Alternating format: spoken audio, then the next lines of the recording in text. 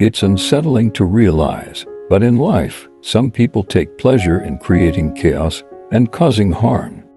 Imagine this. You may share moments and trust with someone only to discover they are the root cause of your challenges. Today, we'll delve into a topic that's both fascinating and disturbing: how to recognize the traits of a harmful person. This person could be anyone, a friend, a colleague, or even a family member. These individuals often use charm and charisma to conceal their true intentions. But here's the truth. Understanding how to spot these behaviors can change the way you navigate relationships and protect your peace of mind. The Stoics strongly believe that clarity of perception is essential to leading a life governed by reason and virtue. Recognizing these destructive traits is not just about protecting yourself, but about fostering stronger, healthier connections. By maintaining our mental peace and staying grounded in wisdom, we can avoid falling into traps laid by toxic individuals. Let's explore 5 critical signs of a malicious person. By the end of this video, you'll know how to recognize these behaviors and, more importantly, how to protect your mental and emotional well-being. Before we dive in, be sure to give us a thumbs up and subscribe to the channel so you never miss out on our daily dose of educational and inspirational videos. Let's get started. Sign 1. The charmer who conceals manipulation. At first glance, some people seem magnetic, drawing others in with their engaging personalities. But, as we know, appearances can be deceiving. These individuals have mastered the art of making everyone feel important, often by flattering and focusing intensely on the people around them. It's easy to mistake this attention for genuine interest, especially when they seem like the perfect friend or partner. However, if we step back and observe with a clear mind, one of the core practices of Stoicism, we might see a different picture unfold. For example, I remember a colleague who was exceptionally charming, always complimenting others and making everyone feel like they were part of something special. At first, everyone adored them, but over time, small things started to add up. They would always steer conversations back to themselves, subtly downplay other people's successes, and never seem genuinely interested in what others had to say unless it benefited them. Here's an insight that often gets overlooked. People who constantly seek attention often have unresolved inner conflicts, and they mask their insecurities with charm. This isn't just about personality quirks. It's about feeding off the energy of others to fill a void within themselves. Once you recognize this, you'll start seeing how they manipulate situations to keep control. Stoicism teaches us to observe without judgment initially, to remain objective, and resist the emotional pull of someone's outward charm. The philosopher Epictetus advised caution in forming quick impressions. Only with time and patient observation can we truly understand another's character. Sign 2. Absence of empathy, the ultimate red flag. Empathy is the foundation of meaningful human connection. It allows us to understand, support, and comfort one another. However, some people completely lack this essential trait, and it often reveals itself in subtle ways. For example, I once had a friend who, whenever I shared a personal challenge, would quickly brush it off or even joke about it. At first, I thought they were just trying to lighten the mood, but over time, I realized they simply couldn't engage with my emotions on any meaningful level. It wasn't just indifference, it was a complete inability to connect.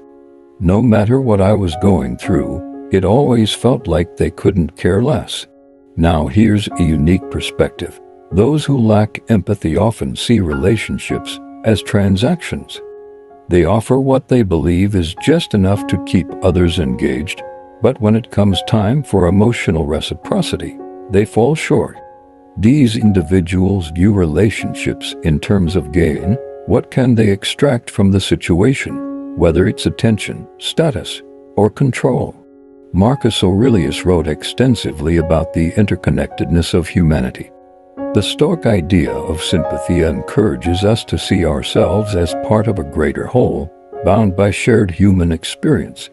When someone lacks empathy, they cut themselves off from this understanding, and as a result, their relationships become shallow and self-serving. This lack of empathy becomes even more damaging in a work environment.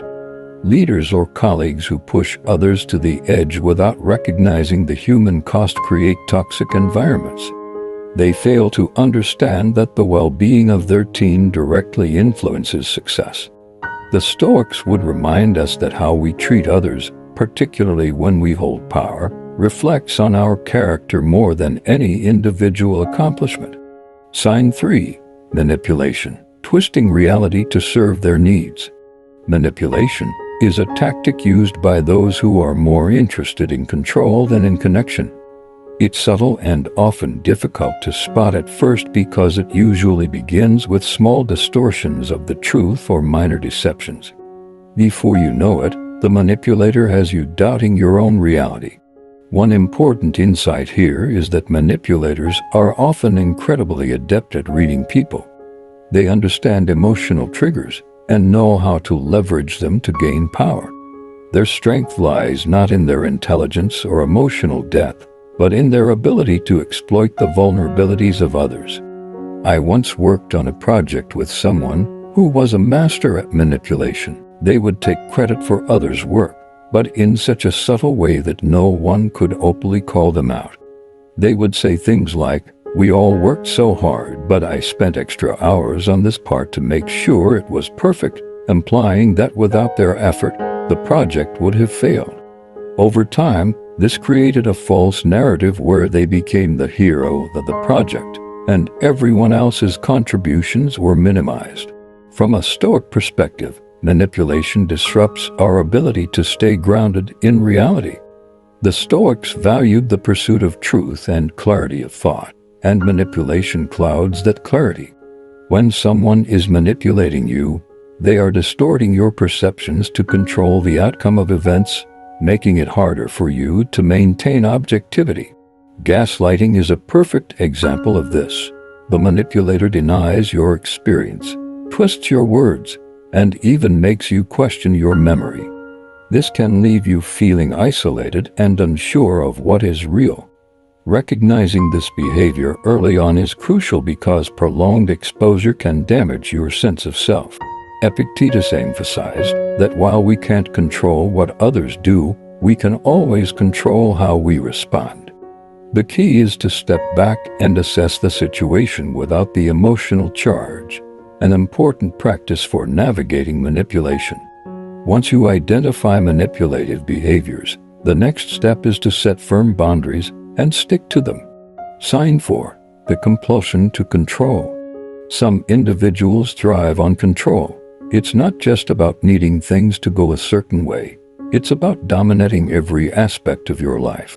These individuals may disguise their need for control as concern or care, but in reality, they seek to limit your independence and decision-making power. I once knew someone who seemed overly concerned about my choices, whether it was about my career, my friends, or even small personal decisions. At first, it felt like they were just looking out for me, offering advice and guidance. But over time, their advice became more of a demand. They'd say things like, "You really shouldn't hang out with those people, they're not good for you," or "I think you're making a big mistake with that job." Slowly, I realized they weren't interested in what was best for me. They were trying to control my life. Here's something to reflect on. The more controlling a person is, the more they fear losing control over their own life. Their need to manage every detail of your world is often a reflection of the chaos they feel internally. This is why controlling behavior often escalates over time. The more unstable they feel, the more they tighten their grip on you. The Stoics, particularly Epictetus, teach us to value personal freedom and autonomy above all else. A key tenet of Stoic philosophy is the understanding that external circumstances are beyond our control, and we should focus only on managing our own actions and reactions. When someone tries to control you, they are violating this fundamental principle. In relationships, controlling behavior can become toxic quickly. It can manifest as financial control, isolation from friends and family, or even monitoring your every move. Stoic wisdom encourages us to resist such intrusions and maintain our sense of independence, even when faced with pressure. If you find yourself constantly justifying your actions or feeling guilty for asserting your needs, that's a sign you're dealing with a controlling person. The path forward is clear. Setting and maintaining boundaries is essential for reclaiming your autonomy. Sign 5. Habitual lying, a web of deceit. A person who lies habitually is creating a distorted version of reality for their own gain. These lies can range from small embellishments to major fabrications, but over time, they erode trust and make it nearly impossible to have an authentic relationship.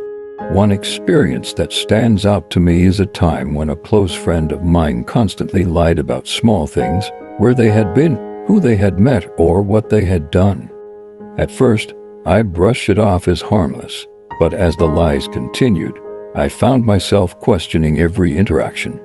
I started to wonder what was real and what wasn't. The constant deception destroyed the foundation of trust, and eventually, the relationship became impossible to maintain. The Stoics placed great emphasis on truthfulness and integrity. To live a life in harmony with nature, as Marcus Aurelius put it, is to live in alignment with truth. Lies, no matter how small, pull us away from that harmony. One way to spot a habitual liar is to observe how they respond when caught. Do they admit their mistake and seek to correct it, or do they dig in deeper, layering more lies on top of the initial deceit? A virtuous person will strive to make amends when they falter, while a habitual liar will continue to weave a web of deception. As you navigate relationships with people who struggle with honesty, remember that trust, once broken, is incredibly hard to rebuild. It's up to you to decide whether that relationship is worth salvaging or if it's healthier to walk away. Ultimately, the best way to protect yourself from harmful individuals is by setting clear boundaries. The Stoics teach us that boundaries aren't about rejecting others, they're about respecting ourselves. By defining what we will and will not accept in our relationships, we safeguard our peace and integrity. One practical example from my own life was when I had to set a boundary with a friend who constantly drained my energy. Every time we met, they would monopolize the conversation with their problems, leaving me feeling exhausted and unheard. I had to tell them, I value our friendship, but I also need space for my own thoughts and feelings. If we can't find a balance, I'll have to take a step back. It wasn't easy, but it was necessary to protect my mental well-being.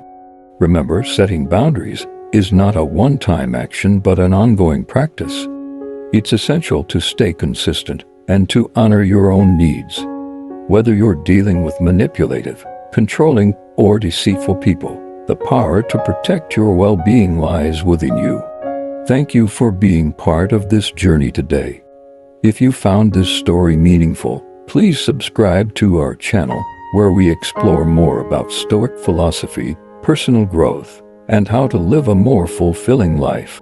Don't forget to like, share, and hit the notification bell so you won't miss our next video.